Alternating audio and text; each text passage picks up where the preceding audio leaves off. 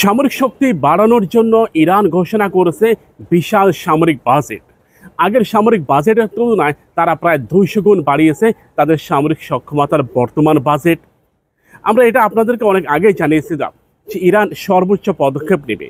Iran তার hypersonic প্রযুক্তিকে সর্বোচ্চ পর্যায়ে নিয়ে যাবে। ইরান সম্প্রতি একটা মিসাইল তৈরি করেছে, হাইপারসনিক মিসাইল ফাতা 1 ও ফাতা 2।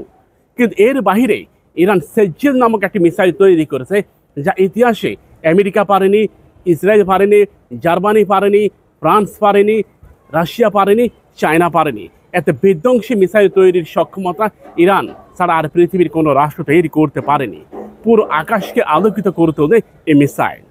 সেজ্জেল মিসাইলকে সর্বোচ্চ গুরুত্ব দিয়ে ইরান তৈরি করেছে নতুন সেজ্জেল পাওয়ার 2।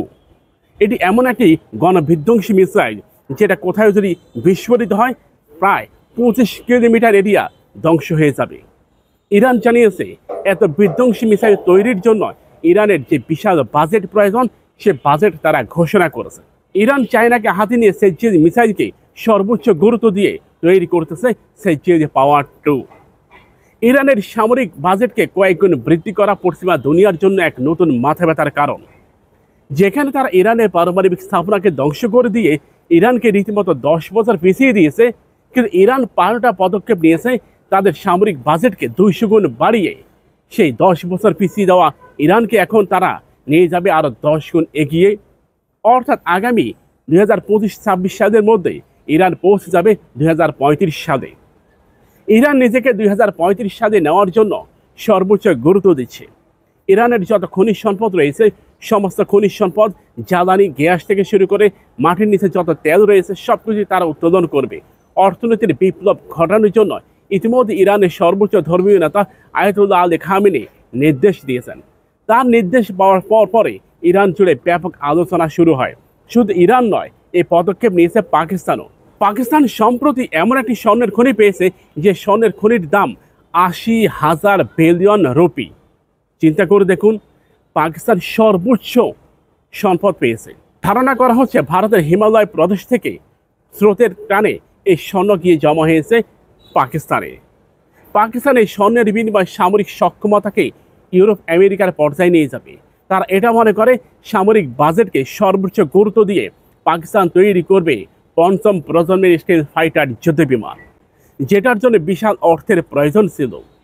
সাবেক প্রেসিডেন্ট ইমরান খান এই প্রস্তাব বাস্তবায়নের চেষ্টা করতে গেলেও তা হয়নি কেবলমাত্র অর্থনৈতিক সংকটের কারণে। বর্তমান প্রধানমন্ত্রী শাহবাজ শরীফ জানিয়েছেন 2019 সালের প্রকল্প নেওয়া সেই প্রস্তাবকে তারা বর্তমানে বাস্তবায়ন করবে এবং তারা এটা মনে করে যে আমরা আমাদের সক্ষমতার সর্বোচ্চ পর্যায়ে নিয়ে যাব। কিছুদিন আগে ভারত ও পাকিস্তানের মধ্যে যে যুদ্ধ হয় এবং ইসরায়েল পাকিস্তান আক্রমণ করবে যে ধমকি দিয়েছে সেটাকে রীতিমতো আমলে নিয়েছে পাকিস্তান। পাকিস্তান ইরান যৌথভাবে তৈরি করবে নতুন নতুন হাইপারসনিক মিসাইল, কারণ পাকিস্তানের কাছেও হাইপারসনিক প্রযুক্তি রয়েছে, ইরানের কাছেও হাইপারসনিক প্রযুক্তি রয়েছে। দুইটা প্রযুক্তিকে একত্রিত করে তারা তৈরি করবে নতুন এক অবিস্মরণীয় অধ্যায়। প্রিয় ভাইরা, পৃথিবী এক প্রলয়নকারী যুদ্ধের দিকে যাবে। ইরান এটা খুব ভালো করে বুঝতে পেরেছে। মুসলিম রাষ্ট্র পাকিস্তানকে হাতে নিয়েই তারা তাদের পারমাণবিককে আরও সর্বোচ্চ পর্যায়ে নিয়ে যাবে। পাকিস্তান এটা খুব ভালো করে জানে ইরান কখনোই তাদের উপর পরমাণু অস্ত্র প্রয়োগ করবে না। সামান্য কিছু বনিবানা থাকলেও পারমাণবিক ক্ষেত্রে তারা কখনই এমনটা করবে না। প্রিয় ভাইরা, তুরস্ক, পাকিস্তান, ইরান 3টি রাষ্ট্র যৌথভাবে সামরিক চুক্তিতে পৌঁছাবে। 2025 সালের ডিসেম্বরের মধ্যে 3 রাষ্ট্র যৌথভাবে সামরিক প্রকল্প, সামরিক স্থাপনা, সামরিক অস্ত্র নির্মাণের ক্ষেত্রে তারা একটি চুক্তিতে পৌঁছাবে। ইরানের কথাই বলছিলাম। ইরান যে উদ্যোগ নিয়েছে সে উদ্যোগকে ইতিমধ্যে স্বাগত জানিয়েছে পুরো দুনিয়া। যে সামরিক সক্ষমতা বাড়ানোর জন্য সামরিক বাজেটের ব্যাপক প্রয়োজন রয়েছে। ভারতের কাছে অর্থ থাকার কারণে ভারত বিশ্বের অন্যতম পাওয়ারফুল একটি সামরিক শক্তিধর রাষ্ট্র। বর্তমানে ভারতের অবস্থান 4র্থ স্থানে অবস্থান করতেছে। বর্তমানে ইরান যদি তার 200 গুণ সামরিক বাজেট বাড়ায় তাহলে ভারতকে টেক্কা দিয়ে ইরান চলে আসবে 2 নম্বরে। তাহলে ভারতকে টেক্কা দিয়ে ইরান চলে আসবে 4 নম্বরে। পাকিস্তান স্বর্ণের খনি পেয়েছে, পাকিস্তান চলে আসবে 4-5 নম্বরে। প্রিয় ভাইরা, বুঝতে পেরেছেন কিভাবে এর আমূল পরিবর্তন ঘটবে? আপনি বুঝতে পারবেন না। ইমাম মাহদী আলাইহিস সালাম আসবে, তা উনি আসার আগেই কিছু কিছু মুসলিম রাষ্ট্র সুপার পাওয়ার হবে, কিছু কিছু মুসলিম রাষ্ট্র সুপার পাওয়ার হবে। আপনি অপেক্ষা করুন। আমরা আল্লাহ সুবহানাহু ওয়া তাআলা দিন ঘোরাতে সময় লাগে না। আল্লাহ সুবহানাহু ওয়া তাআলা পবিত্র কোরআনুল কারীমে একটি আয়াতে বললেন, অমাকারুল্লাহ ওয়াল্লাহু খায়রুল মাকিরিন। ষড়যন্ত্রকারীরা ষড়যন্ত্র করে, তাদের ষড়যন্ত্র সম্পর্কে আল্লাহ সুবহানাহু ওয়া তাআলা আগে থেকেই অবগত। আমরা বিশ্বাস রাখি আমাদের রব তিনি দিন ঘুরিয়ে দিবেন।